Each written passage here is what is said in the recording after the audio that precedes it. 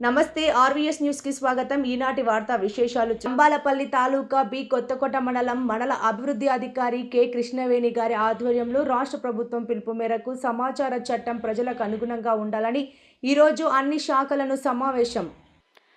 పరిసి వారికి సమాచారం చట్టం గురించి 2005లో వచ్చినటువంటి చట్టాన్ని అధికారులందరికీ వివరించి ఎవరైనా సరే సమాచార చట్టం కింద ఆఫీస్ గురించి వారికి కావాల్సిన సమాచారాన్ని 30 రోజుల లోపల లేకపోతే వీలైతే తక్కువ సమయంలో సమాచారం ఇవ్వవలసిందిగా ఎంపీడీఓ అందరికీ తెలియజేశారు. నమస్తే మేడం, ఈరోజు సమాచారం చట్టం కింద మన ఎండిఓ ఆఫీసులో ఒక సదస్సు నిర్వహించడం జరిగిందమ్మా. దాని గురించి కొద్దిగా వివరాలు ఏంటి మేడం? సచివాలయ సిబ్బందికి అందరికీ కూడా పంచాయతీ కార్యదర్శులకు అందరికీ కూడా అవగాహన సదస్సు మీటింగ్ తెలియజేయడం అయింది. గౌరవ మన సిఇఓ సార్ గారి ఆదేశాల మేరకు ఈ సమాచార చట్టం 2005 యాక్ట్ ఆర్టీఐ ప్రకారం 31 సెక్షన్లు ఉంటాయి.